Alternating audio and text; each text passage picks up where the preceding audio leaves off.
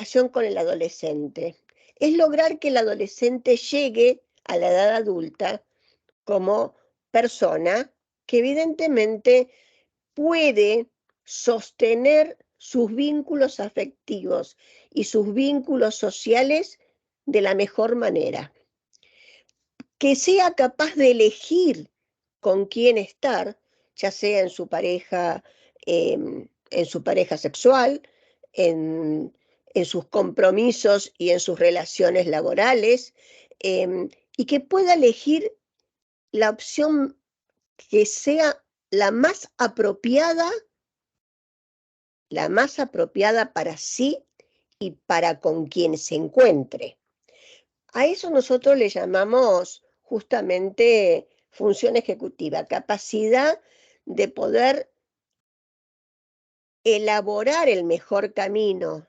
Y acá no hablo de una elaboración cognitiva y pensada, sino de un proceso de identificaciones permanentes con el adulto que lo cría, que lo cuida y que pueda aprender de sus errores en la medida que estos ocurran.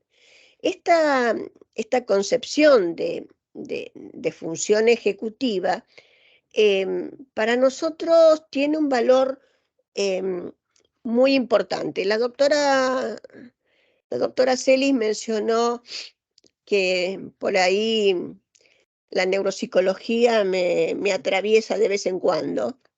em, y, y justamente la función ejecutiva también es un constructo que surge de la neuropsicología y que tiene basamentos muy precisos y muy complejos a nivel del sistema nervioso, pero eso lo vamos a dejar para otro día, porque en realidad a lo que yo quiero em, hoy señalar, ¿qué entendemos con esa función ejecutiva que viene cumpliendo la familia em, y que debemos transmitirle al adolescente para que la pueda cumplir él o ella? Fíjense, esta definición en realidad no es una definición que puedan encontrar en la neuropsicología clásica o en la neuropsicología cognitiva, porque tiene algunos puntos que los vamos a, a señalar ahora. Hay partes que sí, en las cuales, por ejemplo, dice planificar. Este ejemplo que yo les traía recién de un adolescente que de alguna manera denuncia en su terapia que debe poner su despertador para llegar a la escuela, em, él planifica, pero nos quedamos con el abandono de la planificación de la familia. Anticipar. Anticipar también está en ese despertador. Anticipar, em, pero no solamente despertarse y ir a la escuela, es preparar un desayuno, es preparar la tarea, es anticipar qué situaciones se van a dar en el ámbito escolar para poder cumplirlas.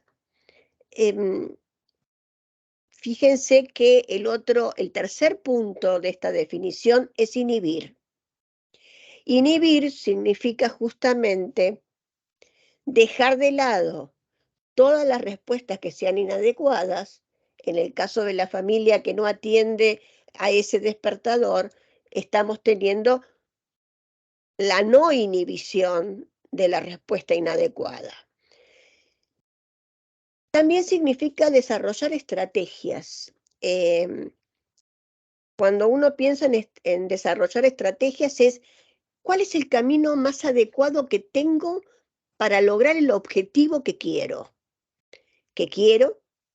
que puedo, que debo. Y acá fíjense que estoy poniendo tres elementos fundamentales que la familia debe enseñar.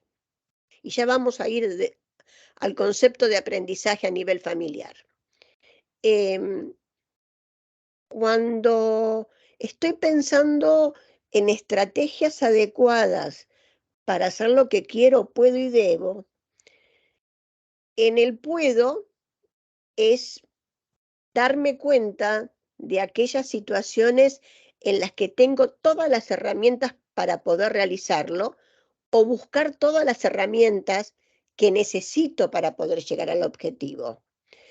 Cuando digo lo que debo, y bueno, lo que debo justamente es aquello que concuerda, y lo dice en una de las partes de la definición, em, lo que debo debe estar acorde al comportamiento que esté en relación con el espacio, con el tiempo y con la realidad compartida.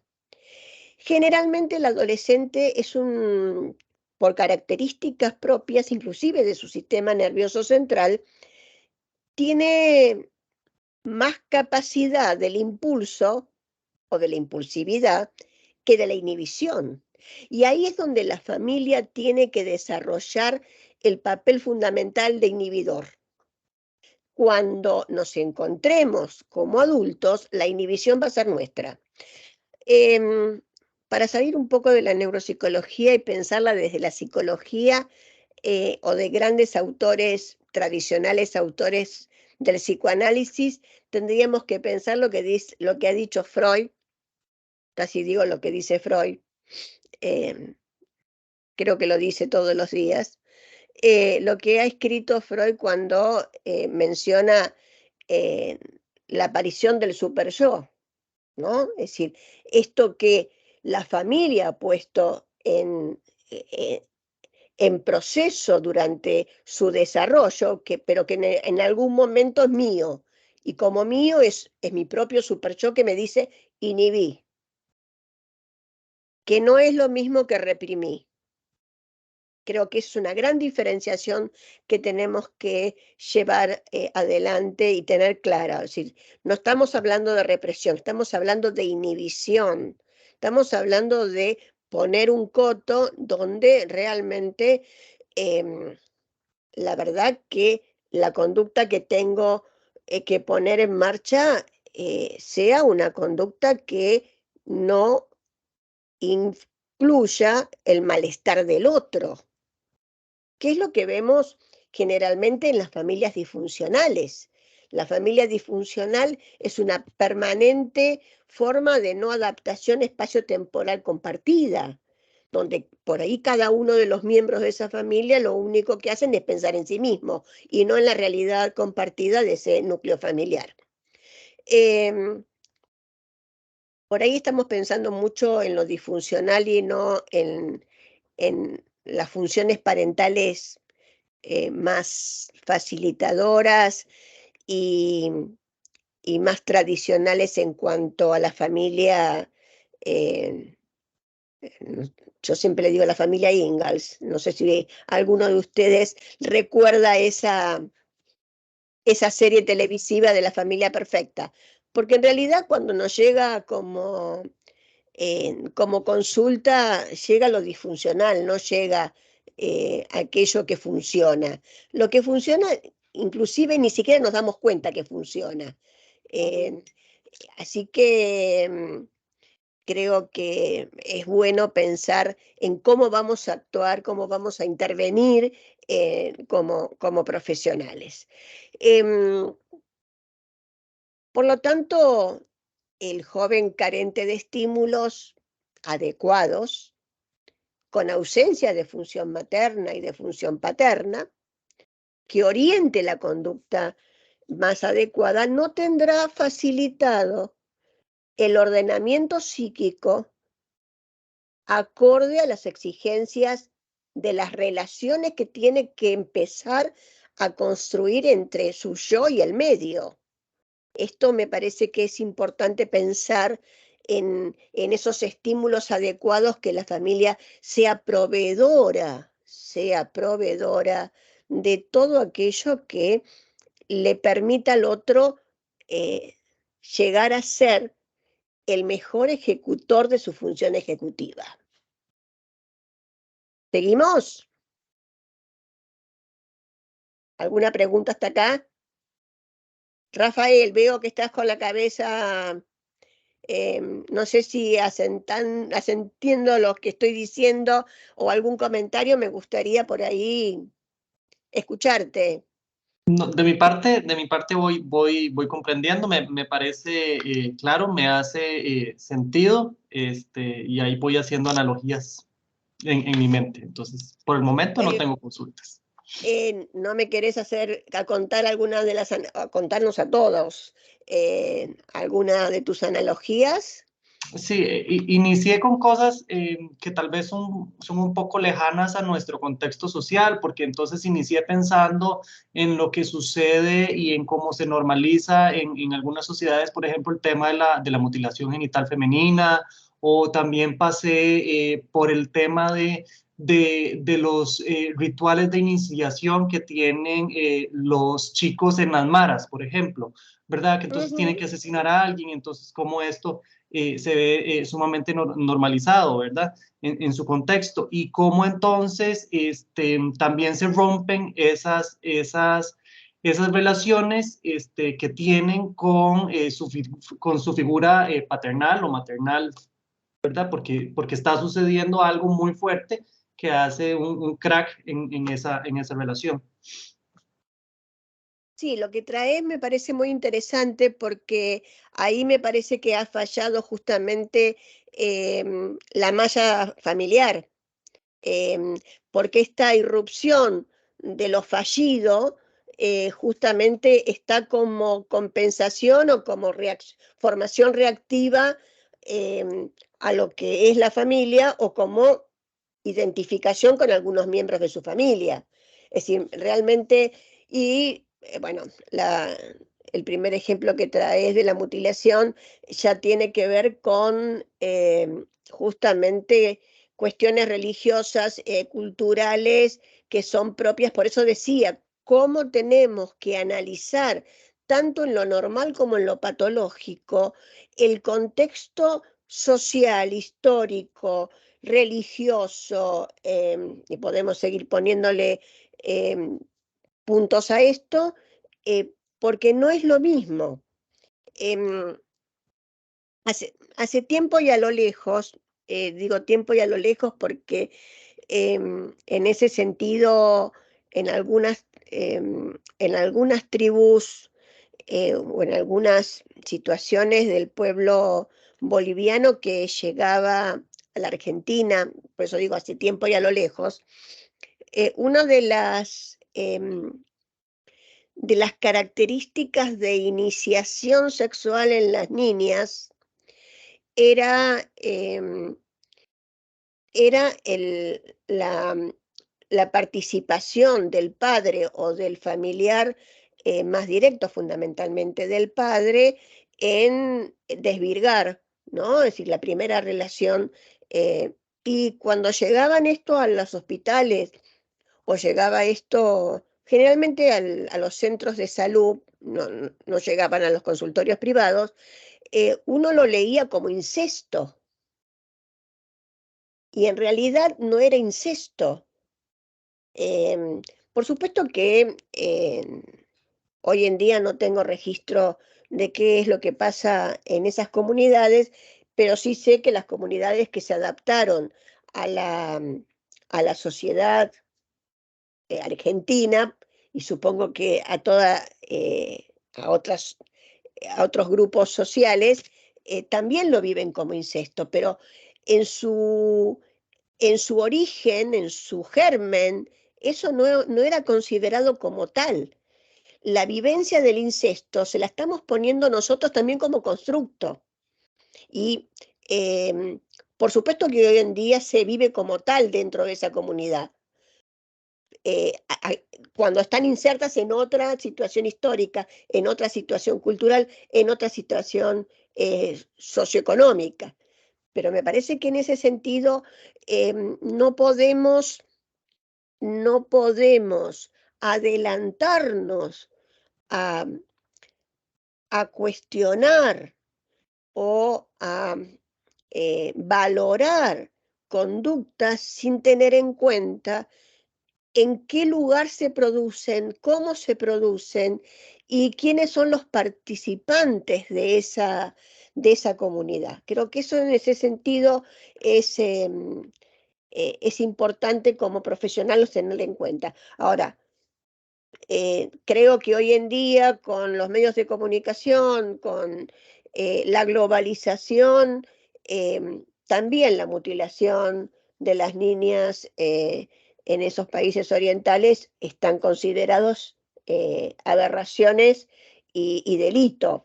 Pero tiene que ver con la globalización, tiene que ver con cómo se van transmitiendo conductas, conceptos, comportamientos de diferentes comunidades a otras. Volviendo, no sé si alguien quiere comentar algo más como lo hizo Rafael, porque me parece que es interesante este intercambio. No sé qué tiempo tenemos, Dora, porque yo estoy dándole... Tranquila, hora y media y después 15, 20 minutos para preguntas. Bueno, vamos casi a la hora, así que continuamos. ¿Qué pasa con los jóvenes cuando estos estímulos adecuados no estuvieron en su desarrollo, cuando las funciones parentales no se cumplieron adecuadamente? Y esto me hace pensar que no podemos hacer una lectura de las funciones parentales adecuadas y necesarias de acuerdo a cada adolescente, si no lo pensamos que esos estímulos adecuados tiene, perdón, tiene que ver con cómo se hizo el cuidado, cómo se llevó a cabo el cuidado de ese adolescente siendo niño o niña. Porque no podemos estar pensando en situaciones de disfuncionalidad de la familia adolescente o de la familia de los adolescentes si no la pensamos históricamente dentro del seno familiar. Creo que tenemos que hacer una historia de qué ha pasado con ese adolescente, niña o niño, durante su desarrollo, durante los primeros años, porque los estímulos inadecuados de las funciones parentales generalmente no surgen digamos, una expresión espontánea cuando el adolescente comienza a ser adolescente, cuando el puber se empieza a manifestar como tal. Probablemente no podemos desconocer que hay una irrupción en las familias cuando ese adolescente comienza a cuestionar el medio en el que se encuentra, empieza a cuestionar como adolescente todas las conductas, todas las normas que se dieron en la familia. Pero si hablamos de una familia disfuncional, tenemos que pensarla mucho más atrás. Es decir, cómo fue mirado ese adolescente cuando era niño, cómo fue atendido ese adolescente cuando era niño, cómo ha sido acompañado en su desarrollo infantil para llegar a ser un adolescente con lo esperado en este proceso adolescente, o cómo aparece conductas de riesgo en este adolescente que no es por generación espontánea que hoy aparecen, sino que son el resultado histórico de esta familia que refleja en este adolescente la disfunción. Por eso me parece importante pensar en adolescentes en riesgo, cuando estas familias en realidad no pudieron cumplir con el proceso de sostén adecuado. Y cuando hablamos de riesgo, estamos aludiendo a toda conducta o situación específica, real o potencial, que conduzca al deterioro actual o futuro de la salud biopsicosocial del humano. Esta definición, que es muy general, creo que nos lleva a pensar todos los riesgos en los que se encuentra este adolescente que no ha podido comenzar a desarrollar su función ejecutiva porque su familia no lo ha estimulado para ello. Y en este caso estamos hablando de conductas de riesgo como embarazo adolescente, que es todo un tema para desarrollar y para pensarlo muy detenidamente, ya que el embarazo adolescente generalmente uno lo piensa desde la acción que recae sobre la niña adolescente, pero cuando estamos hablando de un embarazo adolescente, también tenemos que pensar en el padre de ese futuro niño que está por nacer. Creo que es importante pensar que los embarazos adolescentes son de a dos, no es solamente de la niña. Y también cuando traigo este ejemplo del embarazo adolescente por la definición de riesgo, cuando hablamos de deterioro actual o futuro de la salud, porque biológicamente no están preparadas para, psicológicamente no están preparadas para, y socialmente son rechazadas en las comunidades en las que ese embarazo sucede. ¿Y por qué digo rechazada? O excluida sería la palabra más exacta, porque pierden su integración al sistema educativo, porque tienen más riesgos de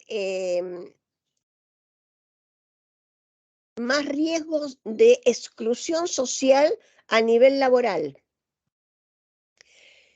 Tienen mayor riesgo futuro, inclusive los niños que nacen de esas madres adolescentes.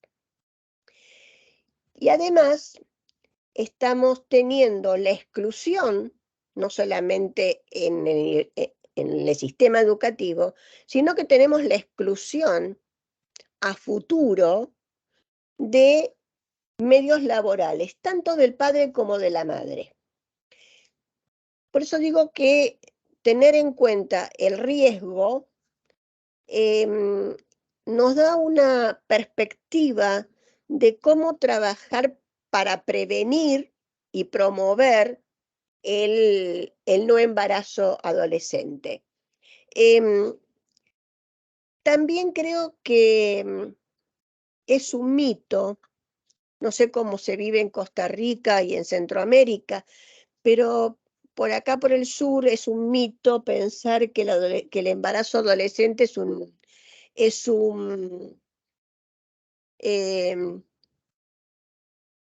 un tema de la pobreza.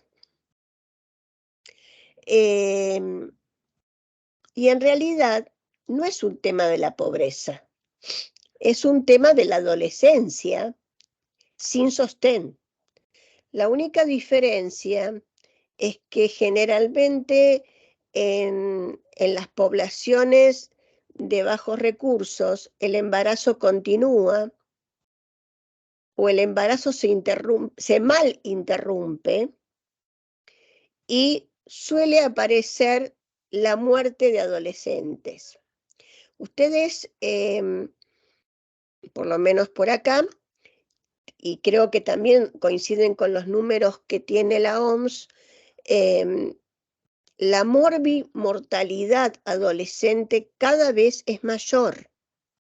No solamente por este tema del embarazo adolescente, sino por otras cuestiones como puede ser el consumo de sustancias, Es decir, el consumo problemático de sustancias hace que evidentemente sea uno de los temas más preocupantes en este rango etario. Y aquí no solamente estamos hablando de consumos problemáticos en cuanto a droga, sino también alcohol. Entonces me parece que acá necesitamos pensar en la salud juvenil, en la salud de los jóvenes, desde una perspectiva mucho más integral, como decíamos al principio, y articular, integral y articulada, diríamos, para reducir los factores de riesgo, y acá hay que trabajar con la familia.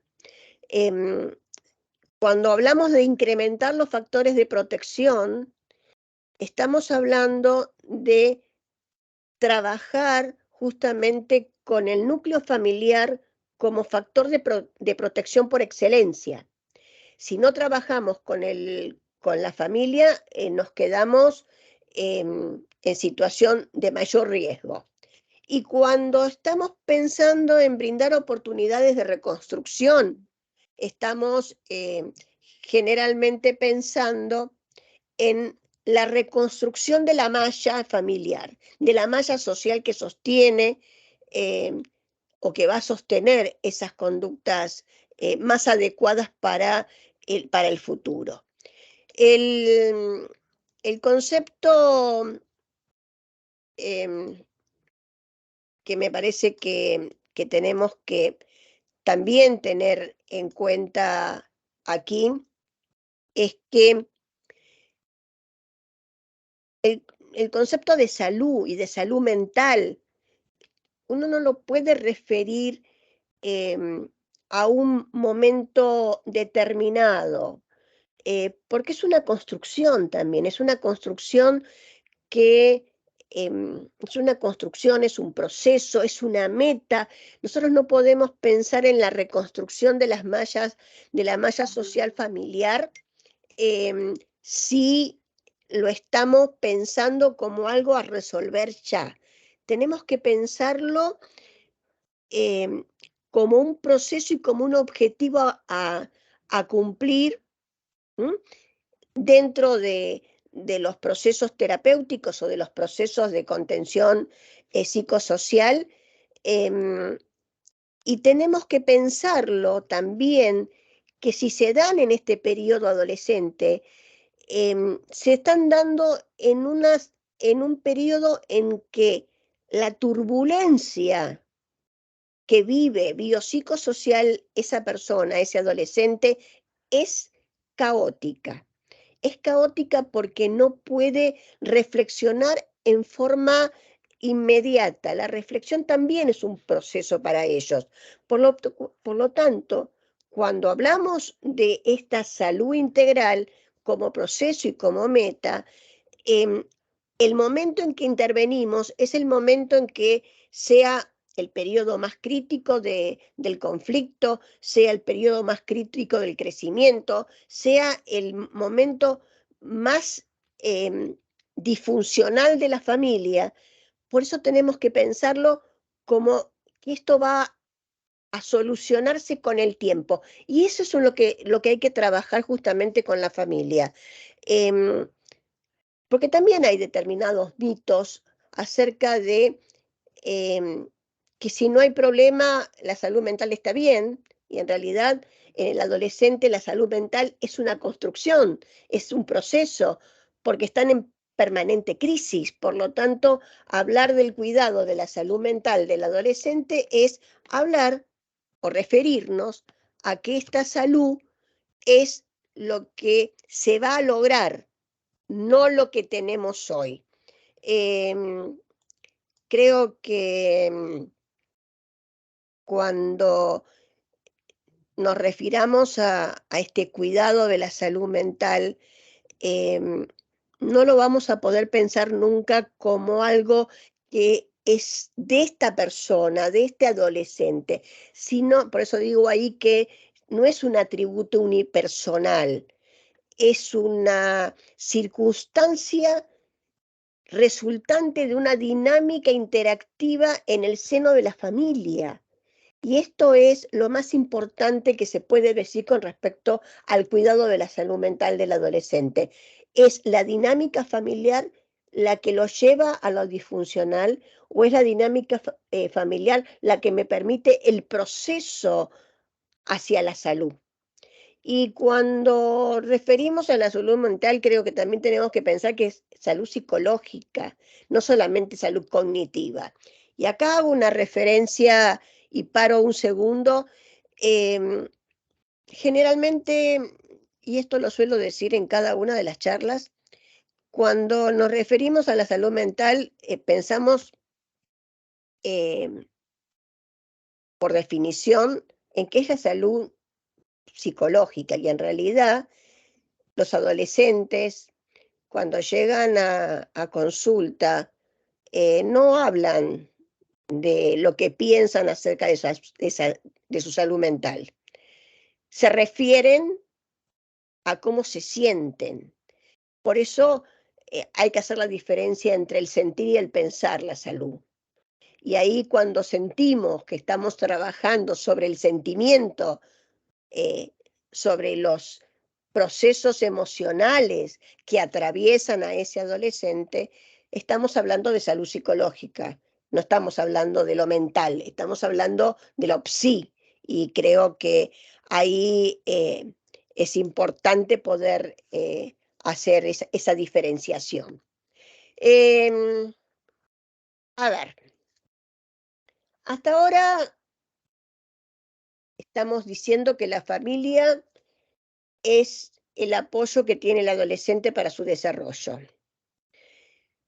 ¿Cuáles serían los puntos centrales que tendríamos que tener en cuenta cuando trabajemos con un adolescente y su familia, o su familia y el adolescente? La familia tiene que ser protección,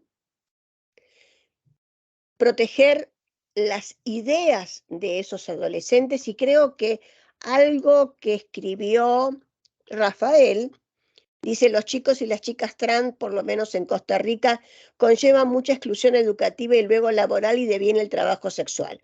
Bien, porque me da pie para esto que estamos diciendo ahora. Respetar las ideas, respetar los pensamientos, respetar las orientaciones, respetar aquello que el otro comienza a sentir y a expresar. Eso con protección, con diálogo y con mucha información.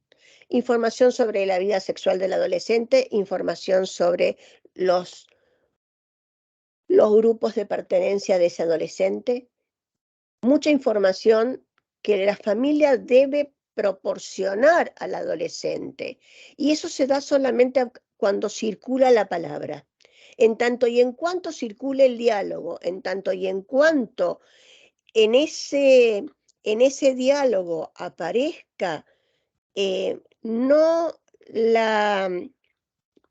el rechazo de la idea del otro, sino la escucha de la idea, y en tal caso el trabajar sobre la idea que trae el adolescente a la familia, porque si no lo que vamos a lograr es que realmente ese adolescente rompa el diálogo, no porque quiera romperlo, sino porque en realidad no ha sido escuchado.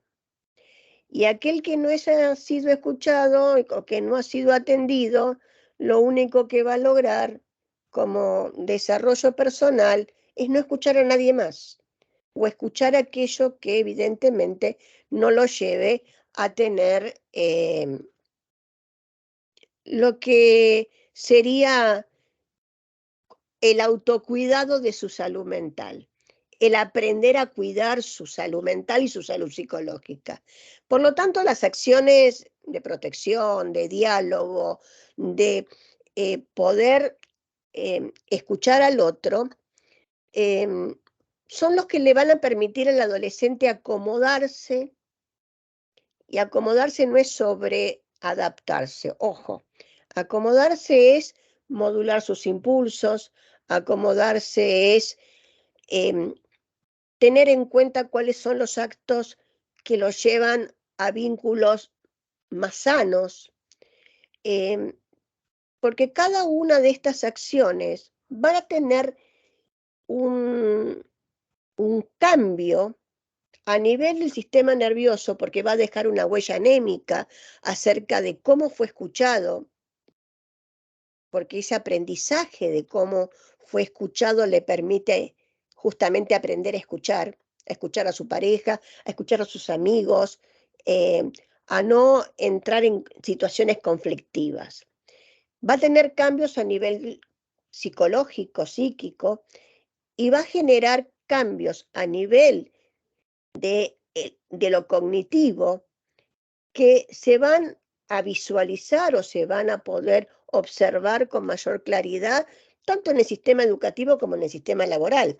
Creo que es a futuro, pero esos cambios dejan su marca, dejan su huella anémica, dejan su impronta que permiten justamente favorecer esto de lo que hablábamos hace unos minutos atrás, que es la capacidad de poder planificar, anticipar y valorar cada una de sus acciones. ¿Qué pasa?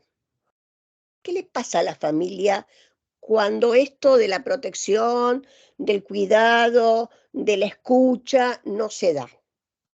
¿Qué pasa cuando el adolescente presenta el riesgo, cuando el adolescente presenta el conflicto por su propia crisis adolescente? Si lo pensamos desde la idea de respetar sus ideas, entenderíamos que ante el conflicto la familia debe entender la posición del adolescente y por el momento en el que está pasando, por el momento en que está atravesando ese adolescente, que es justamente poder escucharlo. ¿Cómo lo escucho como familia? Intentando expresar los sentimientos de forma calma. Creo que ante el conflicto lo mejor es trabajar situaciones de total, yo diría, de equilibrio psicosocial. Una de las formas de este equilibrio se logran no juzgándolo, lo decíamos también hace un rato, no valorarlo positivo o negativamente, porque el conflicto a veces puede tener un miembro de estas funciones parentales que lo valora positivamente y otro que no, y entran en mayor conflicto. Evitar el enfrentamiento directo frente al conflicto, porque yo se lo decía ayer a un paciente adulto que viene con trastornos de la adolescencia y bien adulto, donde el enfrentamiento directo no lo puede justamente abordar, aplaza la discusión, pero se queda con el resentimiento. ¿Por qué? Porque le enseñaron en su etapa adolescente que si se discute a full, se discute para romper lo que venga, lo que esté a mano. Por lo tanto, evita todo tipo de discusión. Lo que pasa es que no aprendió, no le enseñaron, porque las discusiones eran muchas, que aplazar la discusión no significa aplazar el diálogo. Esta es una situación que hay que tenerla clara. Aplazo la discusión, pero no cancelo el diálogo. Apelo a la negociación, que no significa ceder todo. Cuando hablamos de negociación, hablamos de darle lo que en la infancia diríamos el límite. El límite significa esto no, pero esto sí. La negociación cancela el ni que decíamos en la infancia. En la adolescencia se produce justamente una mayor capacidad de negociación a partir del diálogo.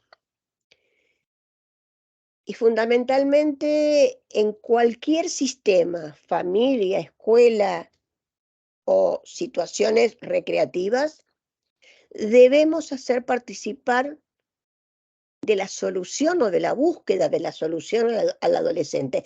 El adolescente debe sentir, por lo tanto tenemos que orientarlo fundamentalmente, tiene que sentir que es partícipe de la solución. Porque si no es partícipe de la solución, no es negociación. La familia quiere decir que no pudo enfrentar la situación y llevarlo al diálogo de la negociación y de la resolución de la problemática. Esto creo que es muy importante, porque si no, no hay resolución. Y acá ante la no resolución, lo que hay que orientar, si estuviéramos en un ámbito educativo, es ayuda profesional. Y si no estuviéramos en el ámbito educativo y estuviéramos en un ámbito mucho más familiar, tendríamos que decirle a ese grupo familiar, no hubo resolución, el conflicto continúa, aunque sea solamente una situación pasajera, pero que anula la posibilidad de continuar negociando o de continuar el proceso de desarrollo y la búsqueda justamente de esta posibilidad de que el adolescente transite su adolescencia lo mejor posible. Entonces, ante la no resolución, ayuda profesional. Ahora bien, me va quedando poco para darles a ustedes la palabra y creo que tenemos otro problema. No solamente problemas a los que pensaba, acá está. ¿Qué pasa con las nuevas generaciones, con los nuevos adolescentes?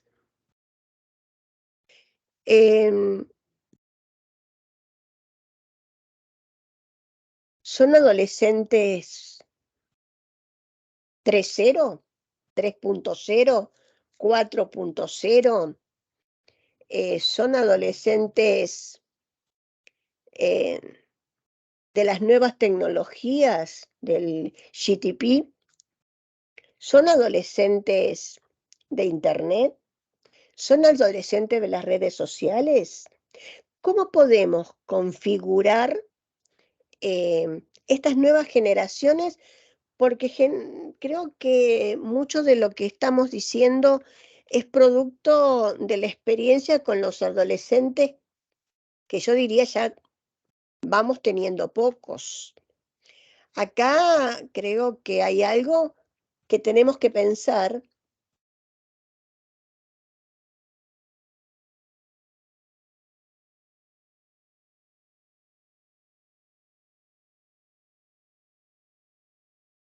Como comunidad que trabaja en la ciencia, como comunidad que se desarrolla en los ámbitos universitarios, no solamente debemos pensar en las familias y en el cuidado de la salud mental del adolescente de hoy, sino también en el adolescente que viene. Porque ese adolescente que viene atravesó algo que es la pandemia en primer lugar, pero también atraviesa las redes sociales, atraviesa Internet, atraviesa las nuevas configuraciones sociales. Y estas configuraciones sociales creo que nos están moviendo el piso, nos están sacudiendo. Voy a tomar de un autor, Fernando Aduriz, que justamente en su libro Adolescencias por Venir, que coordinó desde diferentes autores, con una posición, vamos a decir, desde la teoría psicoanalítica, pero me parece que es interesante poder pensar como él lo está pensando. Y dice, lo voy a leer porque es textual. Es la pregunta que indica cómo orientarnos con los adolescentes que tenemos delante y con los que vendrán. Estamos en otro tiempo. Ayer pasó. Un mundo apacible, seguro, con una distribución de tareas, de clasificación cierta de estratos sociales y de desempeños vitales con perenne orden histórico, yo diría, ya no está. Hoy, ¿no? Lo dice también Aduris, hoy ese mundo no existe, no está. Y los nostálgicos deben saber que no va a volver y que sus lamentos y lloros, junto a sus intentos de resucitar ese orden de ayer mediante reglamentos, respiración asistida, del principio de autoridad vía decreto ley, es muestra de su inadaptación a los cambios vertiginosos que vivimos y lo estarán ante los que aún están por venir. Creo que esto vuelve a remitirnos a lo que hablábamos de cómo comportarse las familias ante el conflicto. No tenemos ya una autoridad decreto ley, debemos negociar.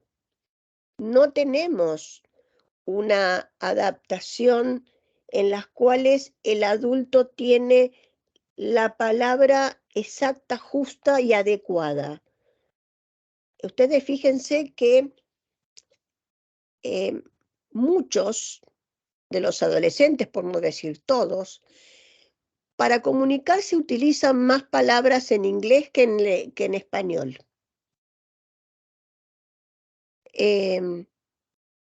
Para referirse a una persona cualquiera o personas cualquiera, habla de random.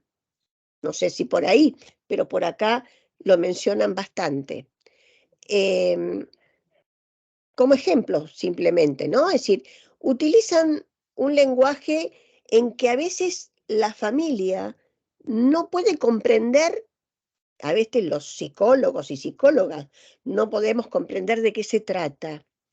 Por lo tanto, preguntarnos por las adolescencias por venir nos lleva a un planteo de base. Y ese planteo de base al que nos referimos tiene que ver con aprender. ¿Y qué tendríamos que estar aprendiendo? Aprender sobre el cuidado, que no es el mismo de antes. Aprender a ser padres de adolescentes, que son los que tienen camino todavía por venir, para poder enseñarles y que ellos puedan aprender a ser adolescentes en el siglo XXI, tercera década. La pandemia los dejó en estado de aislamiento y nos encontramos que muchos tienen, inclusive las familias tienen, dificultades ante ese cuidado de la salud mental. Porque lo que como familia, como funciones parentales hemos aprendido, los hemos aprendido en función de la identificación que hemos tenido de nuestros propios padres. Por lo tanto, las situaciones que vivieron estos adolescentes en estos senos familiares de aislamiento, pero conectados con un mundo muy amplio, es el adolescente que está por venir, y es el adolescente que ya llegó en muchos casos, y que el cuidado de esos adolescentes debemos considerarlo como que estamos aprendiendo a conocerlos. No es un adolescente conocido. En muchos casos, grandes autores que se han dedicado a la adolescencia uno de ellos, Mauricio Nobel y Arvinda Verasturi, que allá por los 70 escribieron un libro que se llama La adolescencia normal. Hoy la adolescencia normal de los 70 no existe, pero tampoco existe la adolescencia normal como está constituida hoy en día del 2000, ni del 2010, ni del 2019, ni de principios del 2020. Y estamos en el 23. Los cambios vertiginosos que estamos atravesando nos descolocan. Por lo tanto, hablar de cuidado es aprender a cómo vamos a cuidar. Lo de hoy simplemente fue, yo diría, historia, porque vamos a tener que aprender de nuevo. Porque el adolescente que se va a sentar en el diván o en el sillón de la consulta o en la silla y el escritorio de la escuela, no es el adolescente que conocemos del 19. Por lo tanto, tendríamos que trabajar como estrategia más comunitaria en escuela para padres, no, en escuela de padres, en las cuales cada uno de estos padres puedan contar sus experiencias como padres de pospandemia. Y pongo la palabra pandemia porque fue un hito de quiebre entre el antes y el ahora. Pero podría haber sido otra historia que también deje un antes y un después. Podríamos, por suerte la tenemos lejos, pero igual nos atraviesa. ¿Qué le pasa a los adolescentes en Ucrania después de la guerra? O durante la guerra, o después de la guerra, porque tampoco son los mismos. Por eso, para aprender a ser adolescentes en estos momentos, en esta historia, vamos a tener que trabajar juntos en nuevas estrategias. Y a todo esto, creo que, bueno, la diapositiva simplemente refleja lo que vengo diciendo. El 2023, creo que el siglo XXI nos queda corto para decir, del 2023 en adelante, del 2022 en adelante, evidentemente nos enfrenta a sociedades complejas, a familias complejas, donde la atención clínica va a constituir un gran reto. Por eso se lo digo a psicólogos y psicopedagogos, y particularmente creo que Latinoamérica atraviesa un reto en la atención clínica de esta franja etaria, de estos adolescentes. Si no nos seguimos formando, no vamos a poder ver la realidad que evidentemente tenemos enfrente. No vamos a poder elaborar estrategias de prevención y promoción de salud biopsicosocial. No vamos a poder dar respuestas a estas familias que requieren volver a aprender cómo trabajar en el seno familiar con los adolescentes. Por lo tanto, la formación continua es nuestro horizonte, nuestro objetivo. Debemos tener una especialización en las competencias que tiene la profesión, porque en las nuevas competencias que nos propone la profesión, porque en este caso los adolescentes, pero creo que las infancias también, nos llevan a un gran desafío. Creo que pensar que nuestras herramientas de intervención son las que aprendimos ayer, creo que nos quedamos cortos.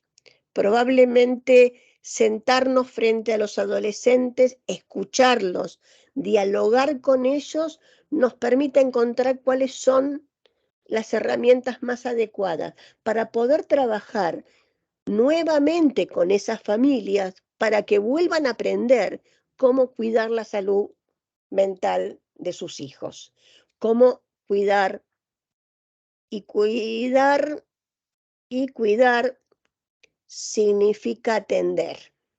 ¿Cómo vamos a atender? Y fíjense que nosotros siempre estamos hablando de que atendemos en la clínica, atendemos las problemáticas. Bueno, ¿qué significa atender en última instancia? Significa cuidar al otro y en este caso cuidar a la familia para que esa familia sea la más pertinente y adecuada para estos adolescentes que están por venir. Por lo tanto, gente, queridos amigos y amigas de la Huaca, muchas gracias y hasta pronto. Pero bueno, les doy media hora justo, mirá, Dorita, qué bien que me porté. Les dejo para que pregunten, y no para que pregunten, sino para que ustedes que son los que salieron de la adolescencia mucho más reciente que yo, puedan contarnos sus experiencias y podamos intercambiar eh, en este espacio de tiempos y espacios diferentes.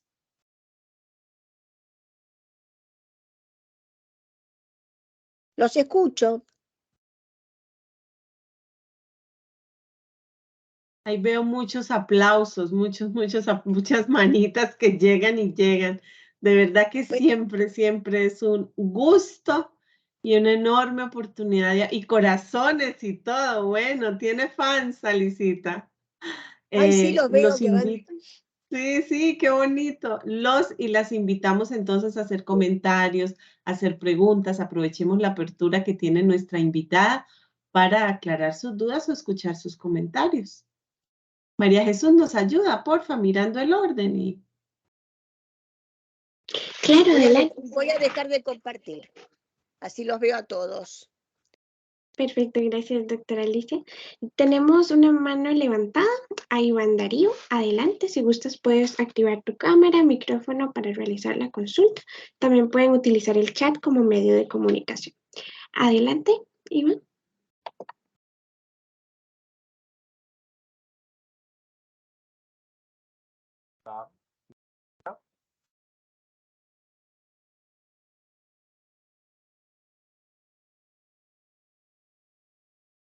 Los escucho. ¿Puede ser?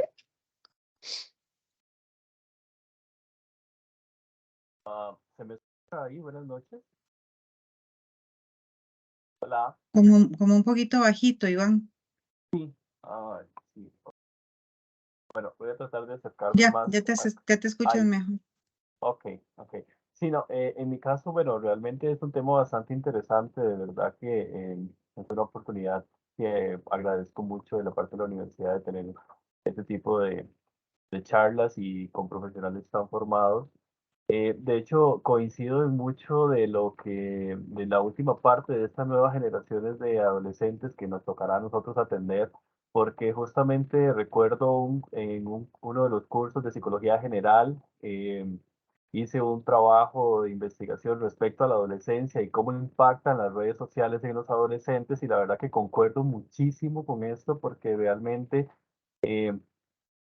hoy en día de ahí salen muchas de esas formas de verse, de la eliminación propiamente de la autoestima, porque de repente el verse en una red social incluido, ¿verdad? Entonces la persona es como, bueno, es que yo no tengo el cuerpo de la otra persona, es que yo no tengo, no me veo en las fotos como se ve la persona que estoy siguiendo, o sigo gente porque creo que me veo así, o mejor no tomo fotos porque me siento gordo, me siento muy flaco. Entonces, todo ese tipo de prejuicios y todo ese tipo de pensamientos surgen a partir de esa representación social errónea que se van creando, ¿verdad? De la parte, y en adolescencia tiene gran impacto. Entonces, creo que es un reto que tenemos nosotros como futuros psicólogos, y estudiar y abarcar más a profundidad y empaparnos más del tema, en mezclarnos en la adolescencia, no dejarla de lado y no atender, creo yo, desde el punto de vista de cómo fue mi adolescencia cuando me estoy formando, sino de a lo que nos enfrentamos. Entonces me parece que fue un tema sumamente interesante y riquísimo de abarcar y de estudiar, y de verdad que agradezco muchísimo esta oportunidad y pues me quedo con ese reto. Sí, realmente es un reto que tienen todos ustedes, que tienen que continuar con estos adolescentes por venir, porque yo escuchaba el otro día un grupo de adolescentes donde el 80% de ese grupo, no era mucho, pero los porcentajes en estadística a veces dicen, hacen un recorte, pero bueno, cuál era su meta en el futuro. Y su meta en ese 80% era ser influencer, es decir, estar en las redes, manejar las redes sociales, cuando el mundo virtual no es la realidad de todos los días. Es decir, que 2 o 3 puedan sobrevivir, trabajar y ser, digamos, ser su profesión, no es una profesión, es unas circunstancias. Sin embargo, la viven como que la red social es la verdad, es la realidad. Pero es el adolescente que vamos a tener que trabajar como psicólogos y psicopedagogos. Porque así como pueden llegar a tener 1 millón de seguidores, pueden mañana caerse en el 0. Y ese 0 trabaja lo que vos decís, Darío, el tema de la autoestima. Es decir, esto que la familia tarda tanto tiempo en construir y desarrollar, que el sistema educativo apoya ese desarrollo, puede derribarse en segundos, simplemente porque no aparezco en la red. Es decir, esto es un tema de mucho trabajo, porque además hoy estamos usando una red, no social, pero sí una red de internet para comunicarnos. Es válido el trabajo terapéutico en red, es válido, pero ojo, no es lo que realmente, a ver, no sé si ustedes han visto cómo se puede transformar una figura y una fake news en segundos con las nuevas tecnologías. Por lo tanto, vamos a encontrarnos con más datos erróneos y noticias falsas que noticias verdaderas en la red. Y se van a construir estos adolescentes, y es nuestro trabajo el desconstruir esa realidad, porque esa realidad no existe. Pero sí existe en la construcción psicológica y social y cognitiva de ellos. Por lo tanto, es todo un desafío. Así que, bueno, a trabajar, Darío, en ese tema. Muchas gracias, Iván Darío. La doctora Alicia, tenemos otra participación de Gabriel. Adelante. Hola, muchísimo gusto, doctora, y Gracias igualmente, Gabriel. por el Encantada espacio, de ¿verdad? conocerte. Ha estado muy bonito, he aprendido demasiado. De hecho, una de las especialidades que quiero es adolescencia, entonces estaba súper emocionado de la charla. Tenía una pregunta que hace poco estábamos viendo un concepto, de hecho, en clases de que no está ya como un trastorno oficial, pero no sé si has escuchado del término nomofobia. Que es el miedo irracional que, digamos, muestra la persona al no usar su celular, ¿verdad? Y es el querer estar constantemente buscando, estar conectados por medio de los celulares o teléfonos, ¿verdad? Esa desesperación por no recibir mensajes, ¿verdad? Por cuando la persona se aísla, piensa que tiene algún miedo a no estar actualizado con la vida de los demás. Y con respecto a esto, quería preguntarte, ¿qué tanto se ve eso en las terapias con los adolescentes? ¿Es algo real que tal vez llegan a comunicarte? ¿Y qué tan cerca está la nomofobia de ya tratarse como un trastorno que pueda llegar al DSM, por ejemplo? Empiezo por el final. No sé si va a llegar al DSM, supongo que el DSM, vos sabés que tardan años en cambiarlo y en modificarlo, por lo tanto hay términos que utilizamos mucho más en forma no convencional, no del DCM, pero a veces, a veces las realidades y justamente lo vertiginoso de la realidad lo tenemos que considerar más que un manual estadístico, porque ese manual estadístico tardó 10 años en renovarse o 5 años en renovarse, y la realidad de hoy cambia totalmente y a cada rato.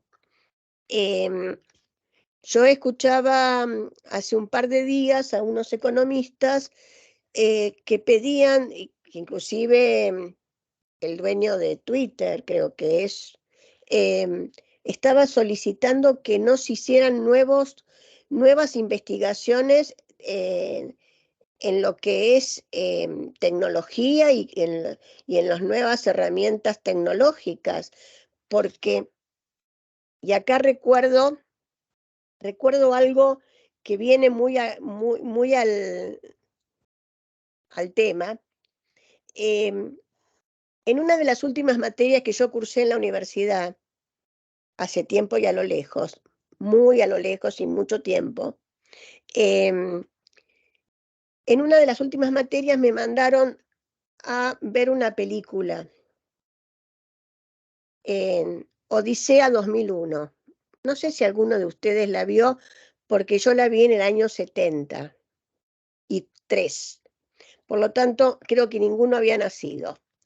En el año 73, para analizar las situaciones de cómo íbamos a trabajar las generaciones que se nos venían, nos mandaron a ver esa película de ciencia ficción, Odisea 2001. Odisea 2001, y hablamos de los 70, hoy no es lo que pensábamos que iba a pasar en el 2001. Hoy el 2001 es a cada momento. Por lo tanto, pensar en que alguien va a normalizar o normatizar un término, ya te diría que es casi como ridículo, porque se va a utilizar mucho más tiempo antes y se va a normatizar. A ver, creo que acá tenemos que poner la diferencia entre lo legal y lo legítimo. A veces lo legal es lo que está normatizado. Lo legítimo es lo que circula en la sociedad y que todos utilizamos y que todos hablamos de lo mismo. Creo que todos esos términos se van a terminar de legitimizar antes que legalizar. Y los adolescentes se manejan así. Se manejan, yo decía, para hablar de las personas cualquiera, de gente sin importancia, hablan de random. Bueno, sí. Ahora, esto llegó a la familia y la familia me pregunta, ¿qué significa esto? Porque no les entiendo. Y no les entiende el profesor de historia, y no les entiende el profesor de matemática, y no les entiende la mamá y el papá, o quien cumpla con esa función. Por lo tanto, olvídate del DSM. ¿No es cierto, Dora? Que hay que olvidarse del DSM.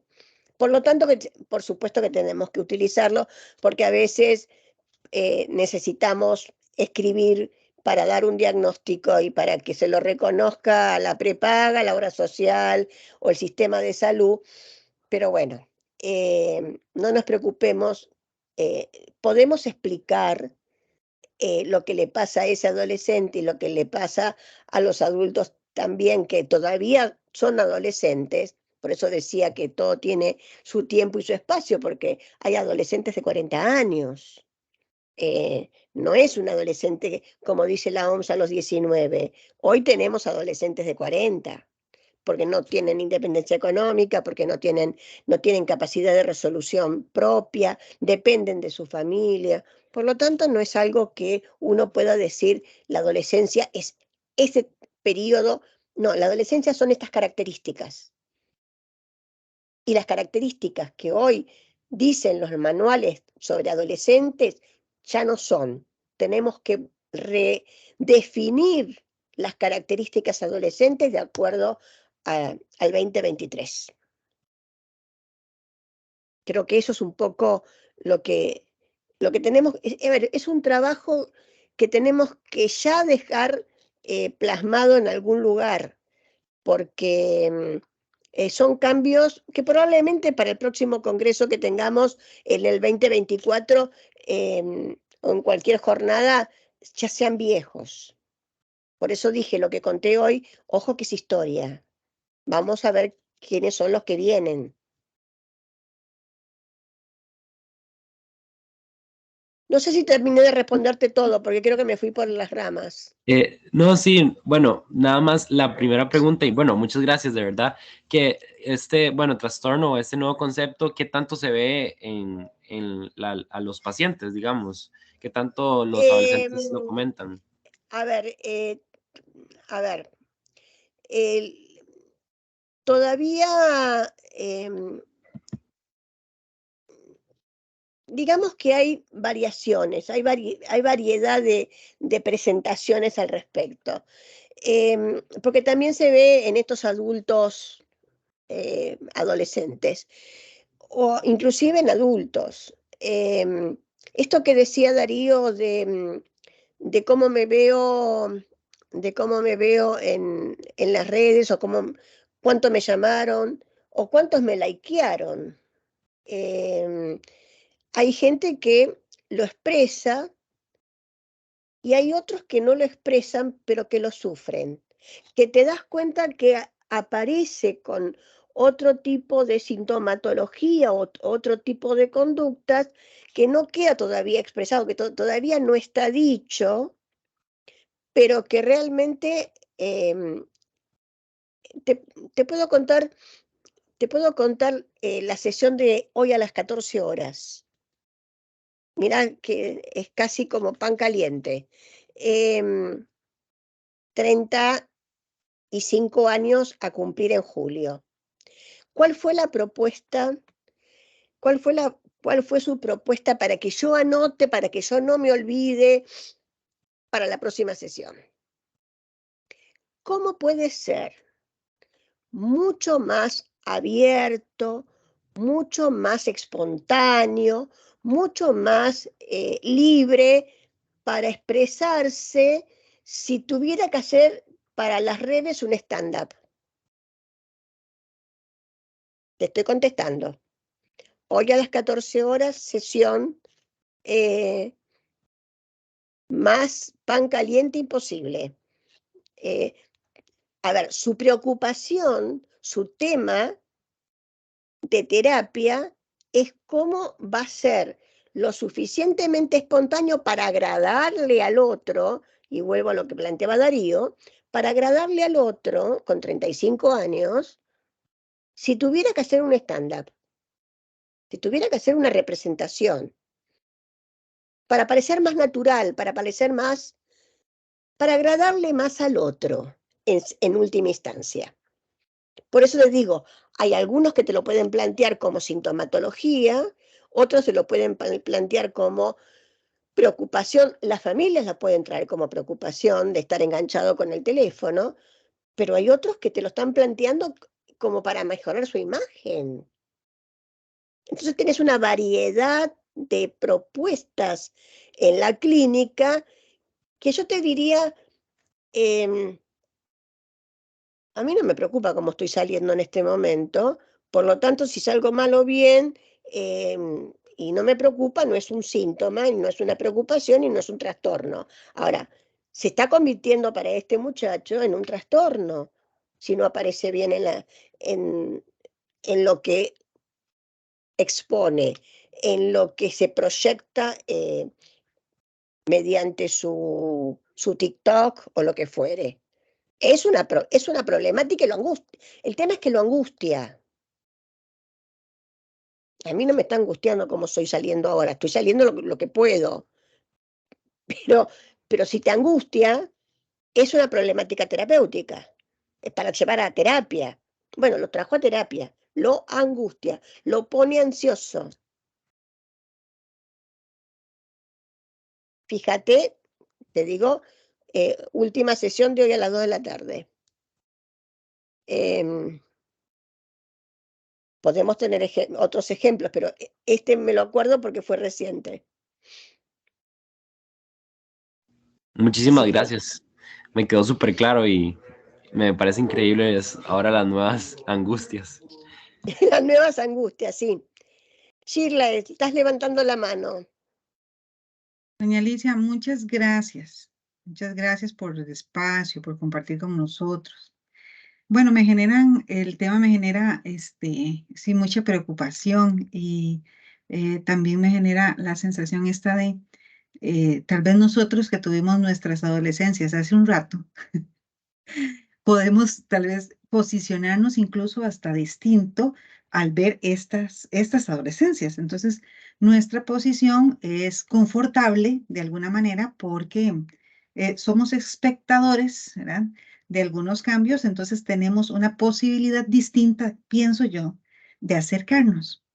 Pero me preocupa incluso muchos adolescentes y adultos jóvenes que están pasando por estos momentos y que también van a terminar siendo, ¿verdad?, los que atiendan y tomen decisiones en algunos años, ¿verdad?, respecto a cómo nos pudimos haber afectado nosotros con nuestra propia adolescencia y todo este montón de cosas que están ocurriendo alrededor, y cómo también gestionar ese tránsito al momento de atender, ¿verdad?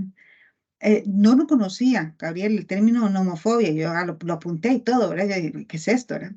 Muy interesante porque yo diría, cuando le preguntaste a la doctora Alicia si se veía, ¿verdad?, en la clínica, yo decía, no, la pregunta que me hacía Gabriel era, ¿la persona logra tener conciencia de esto o es tan, ¿verdad?, normalizado que no sería un motivo para llegar a consulta, de no ser que sus otros, ¿verdad?, digan, no está, porque está aquí en el teléfono, en la cosa, pero yo pensaba hasta qué punto la persona podría identificar que eso realmente es un problema, es un conflicto, ¿verdad? Entonces me Por quedo eso con yo un montón de preguntas. claro, yo por eso señalaba, si produce angustia es un trastorno, si no es decir, por supuesto que remite a otras angustias, que remite a otras situaciones, ¿no? Cuando el paciente presenta una situación de angustia, no la está presentando, digamos, puntual, remite a angustias preexistentes y de su historia adolescente o de su historia infantil. Desde luego, es una reedición de esas angustias. Pero lo que vos señalas me parece que es muy interesante porque si no me doy cuenta qué sociedad estoy construyendo, ya no es una problemática terapéutica, sino es una problemática de promoción de salud integral. Por eso yo señalaba en las primeras diapositivas que nosotros tenemos que trabajar como profesionales en promover salud, no en atender problemáticas. Porque si trabajamos en el primer paso del desarrollo de ese adolescente, podemos estar haciendo cambios significativos. Si vamos a esperar que toquen el timbre para ser atendidos, nos vamos a encontrar con problemas o no, porque por ahí no tocan el timbre, o por ahí, es decir, me parece que hoy en día tenemos que pasar de la clínica a la psicología comunitaria. Es decir, tenemos que pasar de la atención terapéutica en sí misma, que probablemente es lo que más nos interese, al trabajo de campo en comunidad, porque es la única forma que vamos a poder detectar a tiempo cuáles son las problemáticas por venir. Sin Porque contar, los doña Alicia, análisis, perdón, es que me acabo de acordar de Rafa, que escribió al principio, qué pasa con las adolescencias de algunos grupos que sufren violencia y discriminación por cualquier condición. Él ponía un ejemplo específico, ¿verdad?, en el tema de identidad de género, pero que es súper aceptado. ¿Cómo viven las adolescentes esas dobles y triples vulnerabilidades, ¿verdad? Afectaciones y violencias en medio de todo esto más eso otro?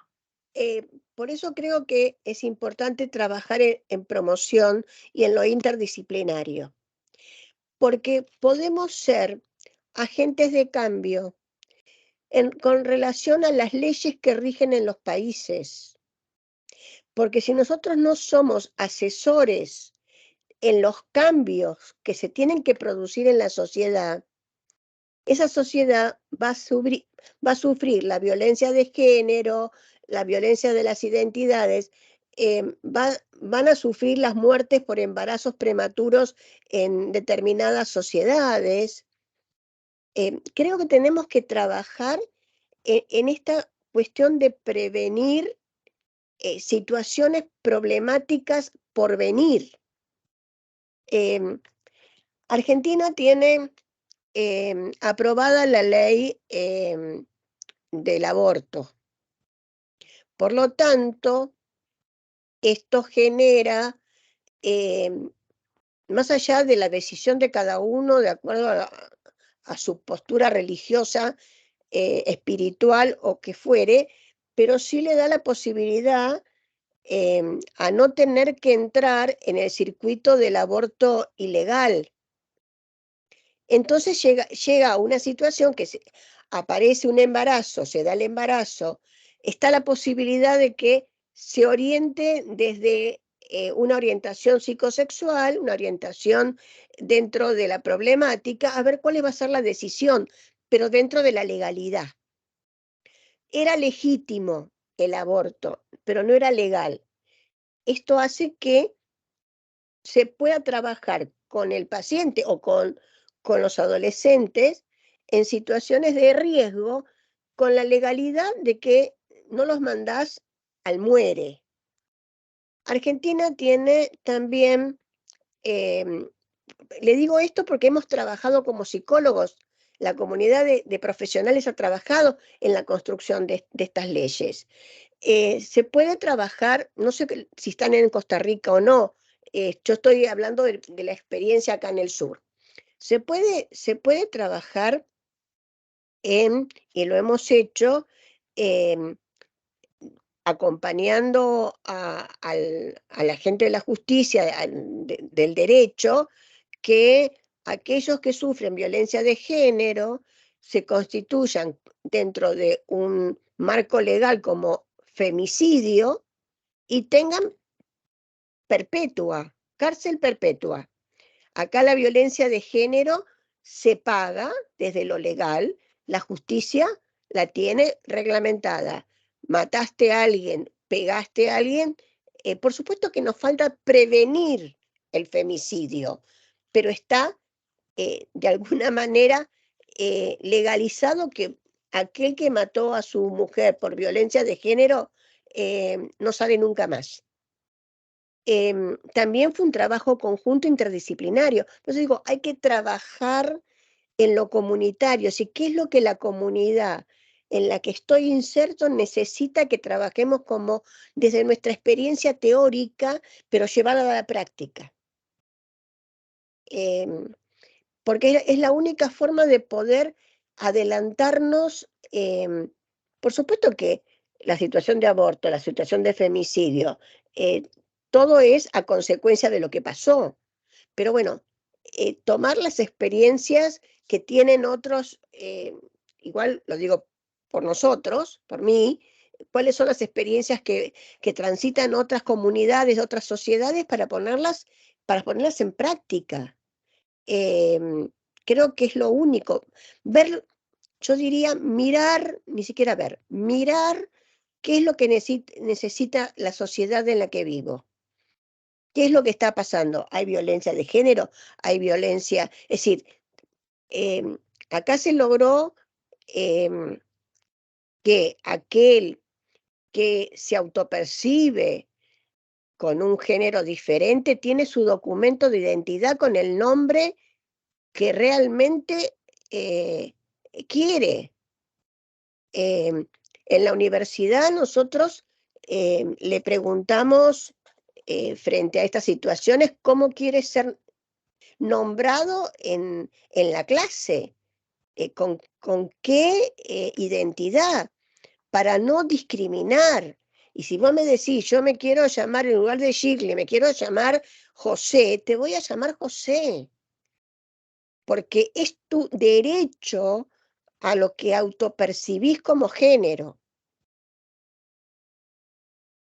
Entonces, esto es lo que hay que trabajar. Tengo acá Floribet. No sé si te contesté, Shirley. Sí, de hecho aquí anoté porque creo que me encantaría que conversáramos luego. Me llamó muchísimo la atención lo que acaba de decir doña Alicia respecto a que en Argentina los femicidios, la persona no sale de prisión, ¿verdad? Nosotros en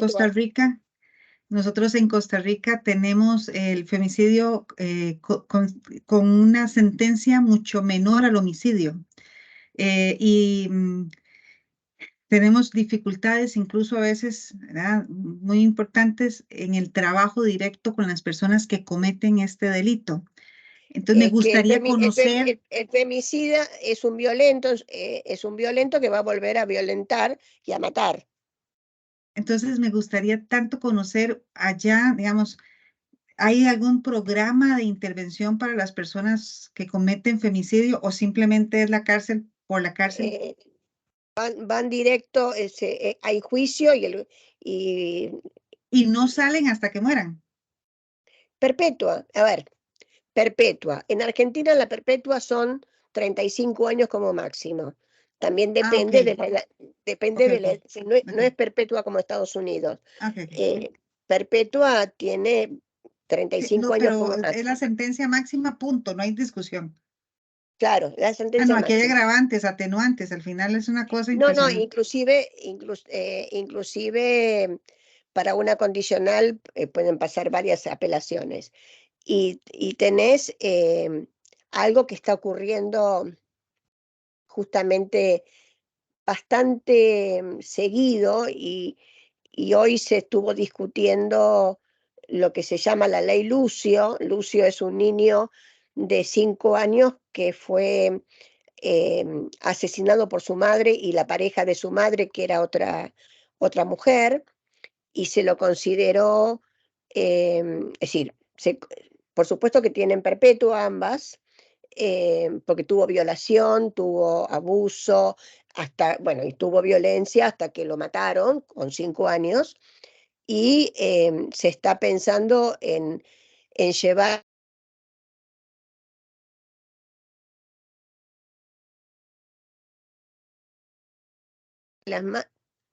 que las madres son mejores que los padres, porque la madre como madre hay una sola. Pero bueno, de poder, y estamos tratando de trabajar sobre esta idea de que la maternidad no es algo natural, sino es también una construcción social. Por lo tanto, las madres no son todas buenas. Excelente, muy bien. Pero bueno, te corté, Floribet.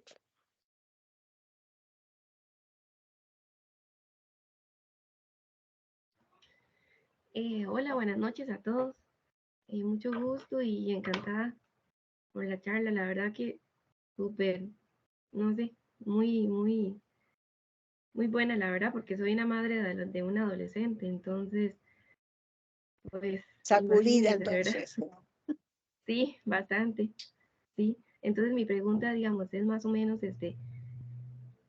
pues, ¿cómo se le puede ayudar, ¿verdad? O apoyarle a los padres, ¿verdad? Que esos padres que están como en ese conflicto con sus hijos, ¿verdad?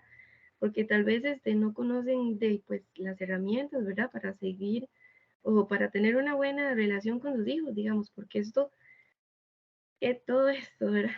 Está siendo como demasiado retador, ¿verdad? Muy retador y para uno poder guiarlos, ¿verdad? A veces uno trata ¿verdad? De estar presentes para ellos, pero sin embargo a veces, pues, ¿verdad? Hay momentos en los que uno no se entiende Entonces, teniendo en cuenta, ¿verdad?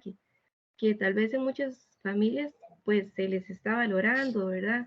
Y también, teniendo como esos pasos, ¿verdad? Para llegar a discutir el conflicto con ellos o así, pero me dejó un montón, me llamó demasiado la atención y me hizo, ¿verdad? Analizarlo mucho y pensarlo mucho, es lo que usted antes nos dijo, ¿verdad? De qué hacer ante el conflicto también, que era como, por aquí lo apunté, que era ser partícipe al adolescente de la búsqueda de soluciones en el conflicto. Eso me dejó un Bueno, montón de aprendizaje.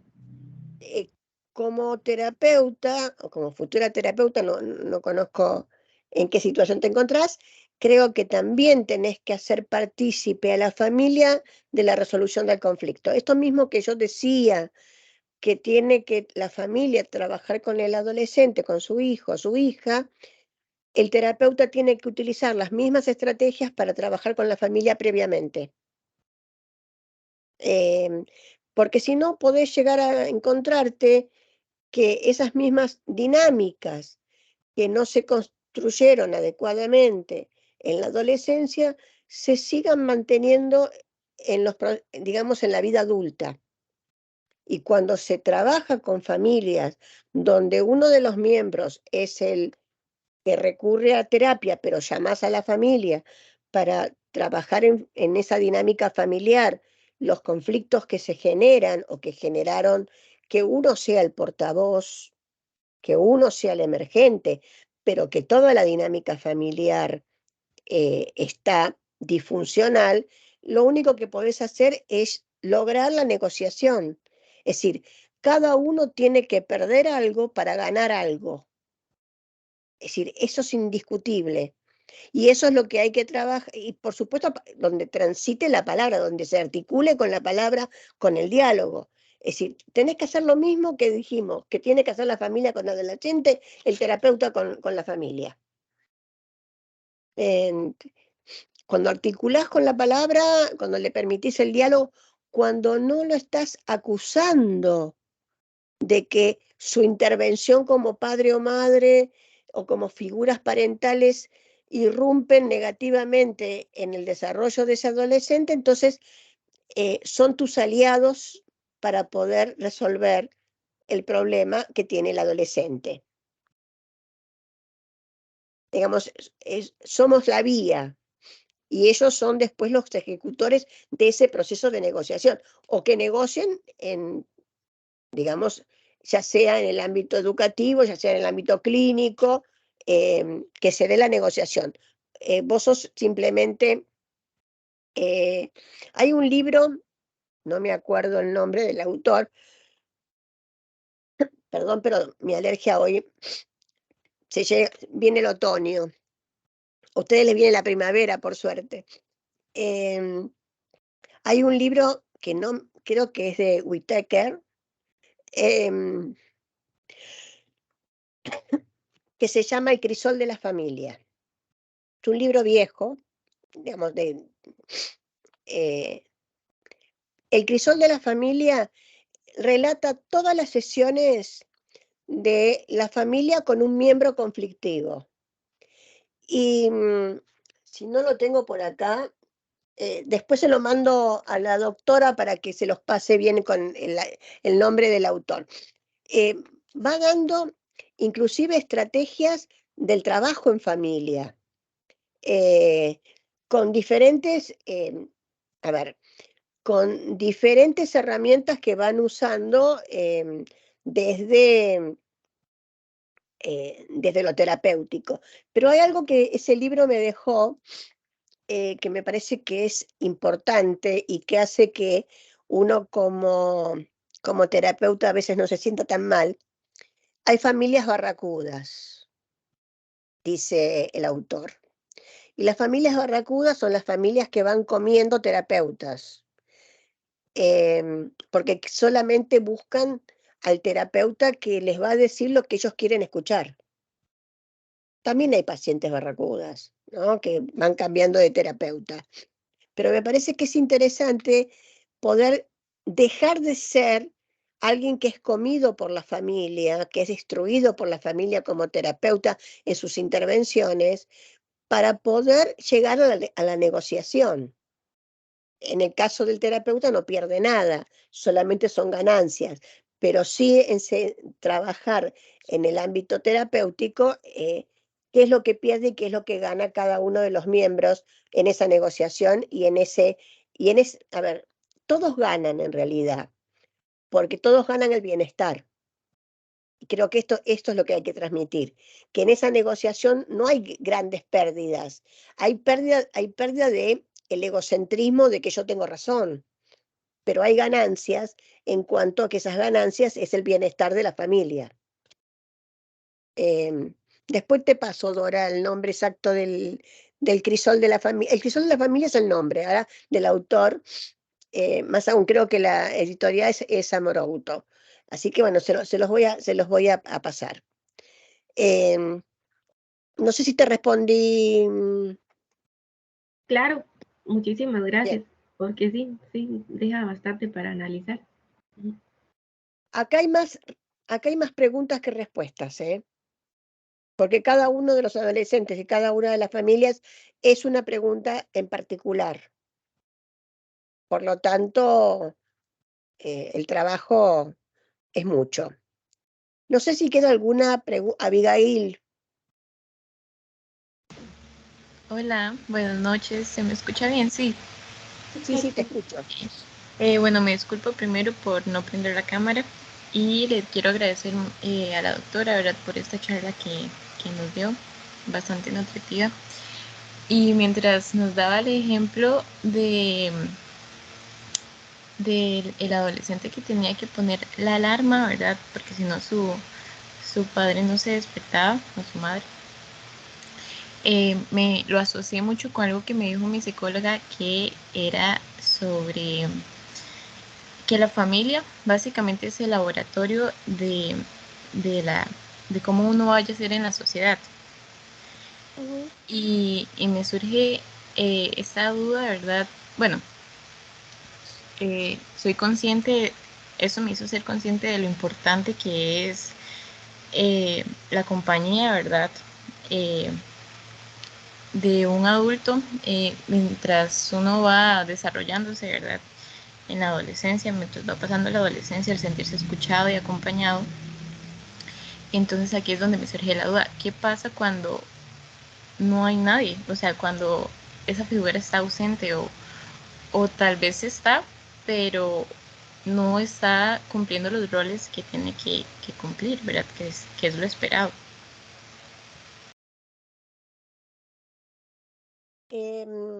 Por eso hablaba de funciones parentales y no de papá y mamá. Y por eso decía que en muchos casos está la posibilidad de que otros cumplan con ese rol. Lo que tiene que hacer generalmente el detector de esas problemáticas es la escuela. Y como detector de problemáticas tiene que buscar quién reemplace o llamar a quien reemplaza o trabajar con esa familia para que se haga cargo de anticipar y de no solamente anticipar, sino de poder planificar la vida de esos adolescentes para que no aparezca la conducta inapropiada. Creo que siempre tenemos que pensar que hay alguien que puede reemplazar, que alguien que puede cumplir con esa función, porque si no, nos vamos a quedar con que fracasamos o que existe el fracaso o que está perdido ese adolescente. Y siempre va a haber alguien, posiblemente hasta el vecino de al lado de la casa. O que el adolescente asuma esa adultez prematuramente y sea la institución educativa la que vaya encaminando cuáles son las conductas apropiadas para el logro de los objetivos, que es llegar a una adultez sana. Iván, gracias por poner el libro. Era de Whitaker. Así que muchas gracias. Se los recomiendo, El crisol de la familia. Así que bueno, creo que no hay más preguntas. Nos pasamos de la hora, perdón, doctora. No, yo feliz de que es evidente que les generó inquietudes y les gustó, porque si no, pues no nos hubiéramos alargado, más cuando es por voluntad del auditorio y contamos con tu excelente voluntad, teniendo en cuenta que allá en Buenos Aires es casi medianoche, pues se agradece muchísimo más, Alicita, mucho, mucho más. Y bueno, y como siempre esperamos tenerte y tenerte de manera presencial. Si no es este año, esperamos el próximo año, pues para todos esos proyectos que hemos venido hablando desde hace algún tiempo. Y bueno, muchísimas gracias. Shirley querida, qué bonito que un profesor de nosotros pues esté aquí participando. Muchas gracias por estar. Y María Jesús, si quieres les recuerda la actividad de mañana, que esperamos verlos a todos.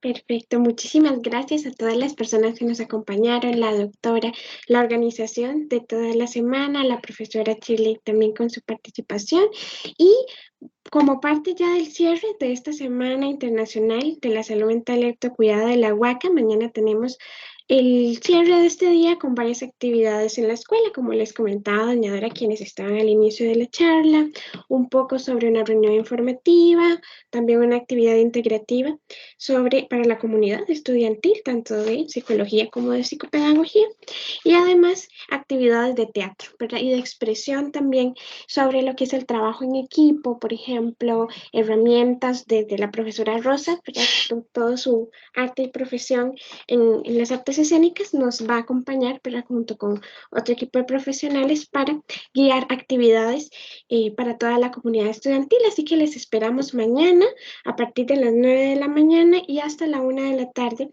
para disfrutar de este espacio y cierre de esta semana en concientización y promoción de la salud mental de todas y todos los estudiantes de la universidad.